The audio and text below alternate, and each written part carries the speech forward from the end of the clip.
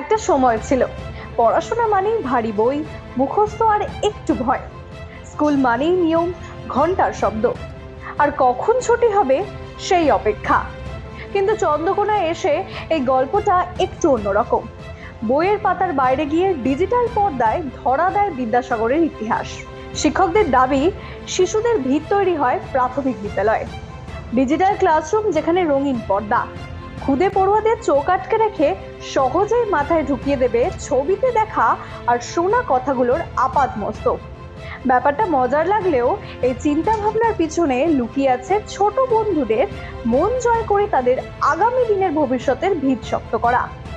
একটা সময় পড়াশোনা ছিল বই, চন্দ্রকোনায় পড়াশোনা এখন অনুভূতি।